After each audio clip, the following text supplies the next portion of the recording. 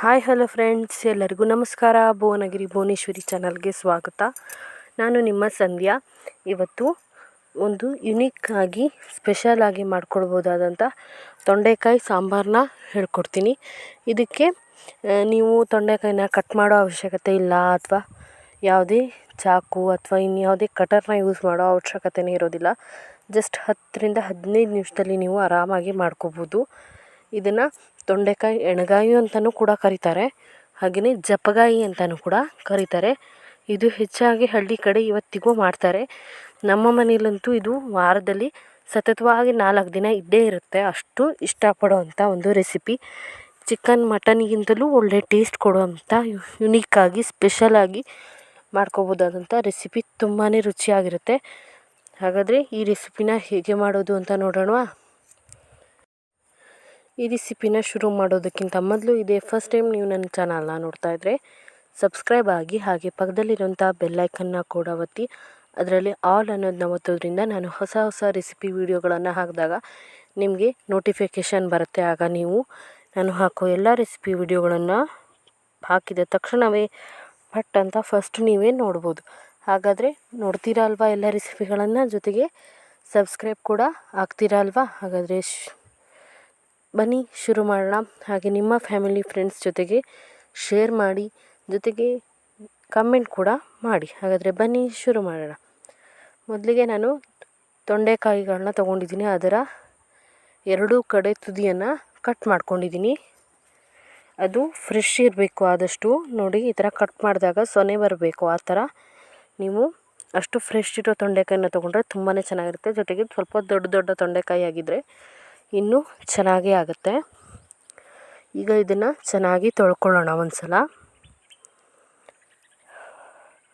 ನೋಡಿ, ತೊಳ್ಕೊಂಡಿದ್ದೀನಿ. ಈ ಥರ ಕಟ್ ಮಾಡಿ ಇಟ್ಕೊಂಡಿದ್ದೀನಿ. ಆ ಕಡೆ ಈ ಕಡೆ ಲೈಟಾಗಿ ಕಟ್ ಮಾಡಿಕೊಂಡ್ರೆ ಸಾಕಾಗುತ್ತೆ. ಈಗ ಇದನ್ನು ನಾನು ತೊಳ್ಕೊಂಡು ಬಂದಿದ್ದೀನಿ.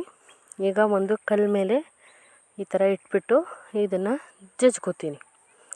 ನಿಮ್ಮಲ್ಲಿ ಕುಟಾಣಿ ಇದ್ದರೆ ಕುಟಾಣಿಲೇ ಜಜ್ಕೋಬೋದು. ನೋಡಿ, ಈ ಥರ ಲೈಟಾಗಿ ಜಜ್ಕೋಬೇಕಾಗತ್ತೆ, ತುಂಬ ಜಾಸ್ತಿ ಅಲ್ಲ. ನೋಡಿ, ಇಷ್ಟು ಜಜ್ಕೊಂಡ್ರೆ ಸಾಕಾಗುತ್ತೆ. ಈ ಥರ ಲೈಟಾಗಿ ಜಜ್ಕೊಂಡ್ರೆ ಸಾಕಾಗುತ್ತೆ. ಇದೇ ಥರ ಎಲ್ಲವನ್ನು ಜಜ್ಕೋಬೇಕು.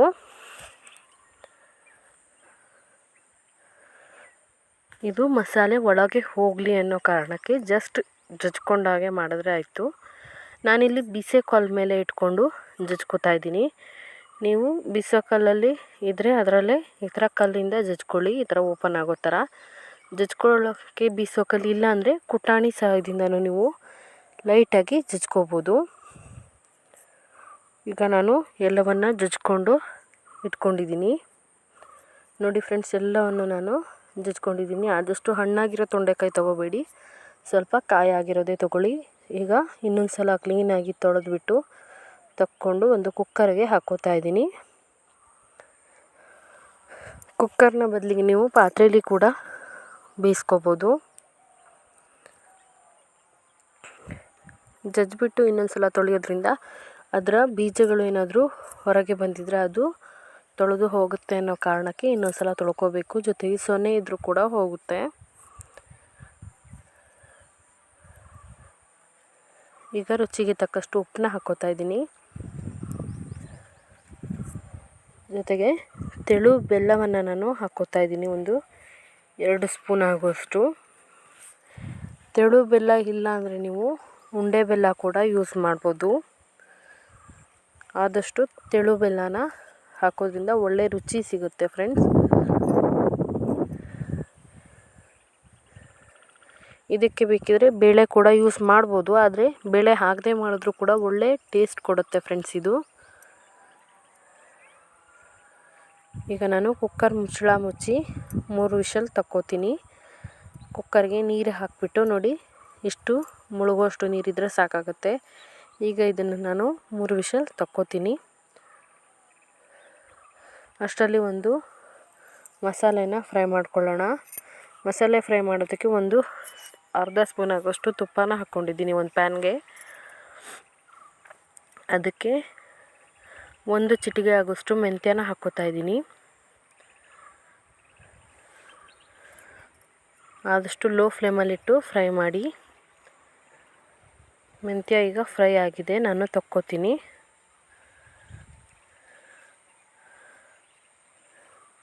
ಈಗ ಸುಮಾರು 3 ಸ್ಪೂನ್ ಆಗೋಷ್ಟು ಕೊತ್ತಂಬರಿನ ಹಾಕೋತಾ ಇದ್ದೀನಿ. ಇದನ್ನು ಕೂಡ ಚೆನ್ನಾಗಿ ಫ್ರೈ ಮಾಡ್ಕೊಳ್ಳಿ. ಒಳ್ಳೆ ಘಮ ಬರೋವರೆಗೂ ಚೆನ್ನಾಗಿ ಫ್ರೈ ಮಾಡ್ಕೋಬೇಕು. ಕೊತ್ತಂಬರಿ ಜೊತೆಗೆ 1 ಸ್ಪೂನ್ ಆಗೋಷ್ಟು ಸಾಸಿವೆನ ಕೂಡ ಹಾಕ್ಕೊಂಡಿದ್ದೀನಿ. ಎರಡನ್ನೂ ಚೆನ್ನಾಗಿ ಫ್ರೈ ಮಾಡ್ಕೋಬೇಕು, ಒಳ್ಳೆ ಘಮ ಬರೋ ತನಕನೂ.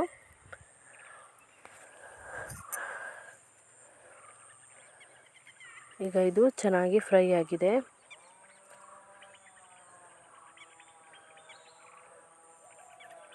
ಎಣ್ಣೆ ಬದಲಿಗೆ ನೀವು ತುಪ್ಪ ಕೂಡ ಯೂಸ್ ಮಾಡ್ಬೋದು, ಅಥವಾ ತುಪ್ಪದ ಬದಲಿಗೆ ಎಣ್ಣೆ, ಬೆಣ್ಣೆ ಏನು ಬೇಕಾದರೂ ಯೂಸ್ ಮಾಡೋಕ್ಕಾಗಿಲ್ಲ.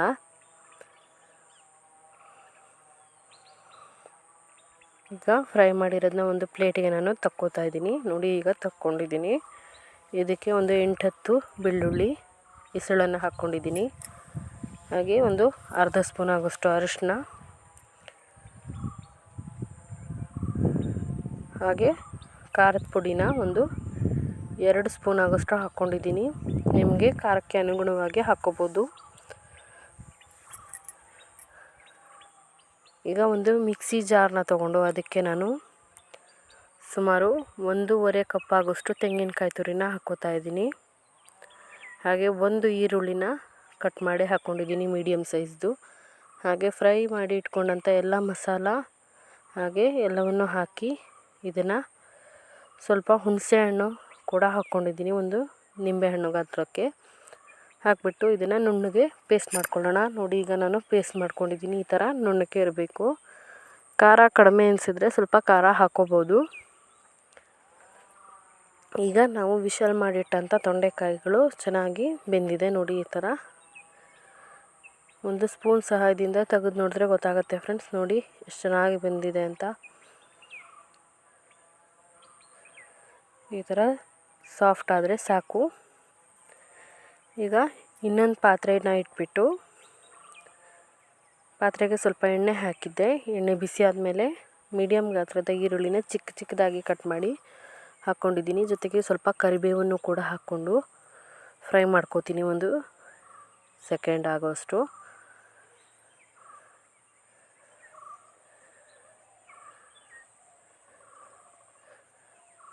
ಈಗ ಇದು ಫ್ರೈ ಆಗಿದೆ. ಇಷ್ಟು ಕಲರ್ ಚೇಂಜ್ ಆದರೆ ಸಾಕು, ತುಂಬ ಏನು ಚೇಂಜ್ ಆಗೋ ಅವಶ್ಯಕತೆ ಇಲ್ಲ. ಇದಕ್ಕೆ ರುಬ್ಬಿಟ್ಟಂಥ ಮಸಾಲೆಗಳನ್ನು ಹಾಕ್ಕೋತಾ ಇದ್ದೀನಿ. ರುಬ್ಬಿರೋ ಮಸಾಲೆನ ಹಾಕಿ ಒಂದು 2 ನಿಮಿಷ ಫ್ರೈ ಮಾಡ್ಕೊಳ್ಳಿ.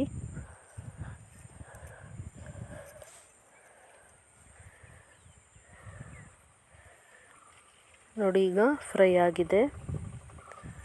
ಮಸಾಲೆ ಕೂಡ ಚೆನ್ನಾಗಿ ಕುದಿಯೋದಕ್ಕೆ ಶುರುವಾಗಿದೆ.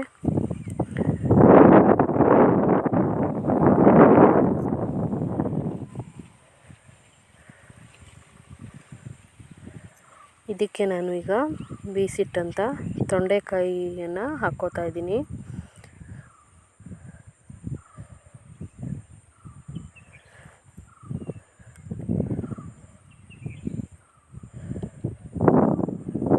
ಈಗ ಮಿಕ್ಸ್ ಮಾಡಿಬಿಟ್ಟು ಸ್ವಲ್ಪ ನೀರನ್ನು ಹಾಕ್ಕೋತಾ ಇದ್ದೀನಿ.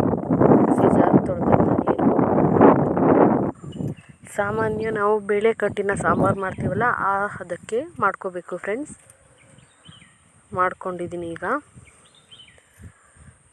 ಈಗ ಇದು ಚೆನ್ನಾಗಿ ಕುದಿ ಬರಬೇಕು. ಈ ಮಸಾಲೆಯನ್ನು ಪೂರ್ತಿಯಾಗಿ ತೊಂಡೆಕಾಯಿ ಎಳ್ಕೊಳ್ಳೋ ಥರ ಚೆನ್ನಾಗಿ ಕುದಿಸ್ಕೋಬೇಕು. ಈ ರೆಸಿಪಿ ನಿಮಗೆ ಇಷ್ಟ ಆಗಿದ್ರೆ ಒಂದು ಲೈಕ್ ಮಾಡಿ, ನಿಮ್ಮ ಫ್ಯಾಮಿಲಿ ಫ್ರೆಂಡ್ಸ್ ಜೊತೆಗೆ ಶೇರ್ ಮಾಡಿ. ಜೊತೆಗೆ ಇದೇ ಫಸ್ಟ್ ಟೈಮ್ ನೀವು ನನ್ನ ಚಾನಲ್ನ ನೋಡ್ತಾ ಇದ್ದರೆ ಸಬ್ಸ್ಕ್ರೈಬ್ ಕೂಡ ಆಗಿ. ನೋಡಿ, ಈಗ ಇದು ಚೆನ್ನಾಗಿ ಕುದಿಯೋದಕ್ಕೆ ಶುರುವಾಗಿದೆ. ಈ ಟೈಮ್ನಲ್ಲಿ ನಿಮಗೆ ಹುಳಿ ಅಥವಾ ಖಾರ, ಉಪ್ಪು ಏನಾದರೂ ಕಡಿಮೆ ಅನಿಸಿದ್ರೆ ಮತ್ತೆ ಹಾಕ್ಕೋಬೋದು. ಇದನ್ನು ನೀವು ಬೇಕಿದ್ರೆ ಡ್ರೈ ಕೂಡ ಮಾಡ್ಕೋಬೋದು ಹಾಗೆಯೇ. ಅದು ಕೂಡ ತುಂಬಾ ಚೆನ್ನಾಗಿರುತ್ತೆ. ಆ ರೆಸಿಪಿ ನಾನು ಇನ್ನೊಮ್ಮೆ ನಿಮಗೆ ಮಾಡಿ ಹಾಕ್ತೀನಿ ವಿಡಿಯೋನ.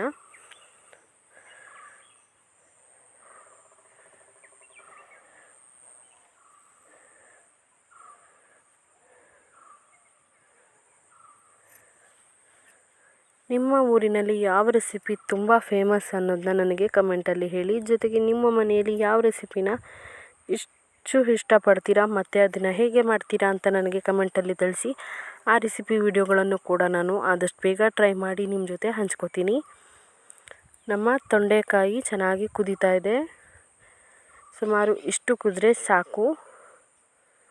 ಇದು ಕುದಿ ನಂತರ ಆಫ್ ಮಾಡಿಬಿಟ್ಟು ಒಂದು 10 ನಿಮಿಷ ಇದನ್ನು ಸೆಟ್ಟಾಗಲಿಕ್ಕೆ ಬಿಡಿ. ಸ್ವಲ್ಪ ತಣ್ಣಗಾದ ಮೇಲೆ ಇದನ್ನು ಯೂಸ್ ಮಾಡಿದ್ರೆ ತುಂಬಾ ಚೆನ್ನಾಗಿ ಇರುತ್ತೆ. ಜೊತೆಗೆ ತುಂಬಾ ಟೇಸ್ಟಿಯಾಗಿ ಕೂಡ ಇರುತ್ತೆ. ಅಷ್ಟು ಸೂಪರಾಗಿ ಆಗಿರುತ್ತೆ ಫ್ರೆಂಡ್ಸ್.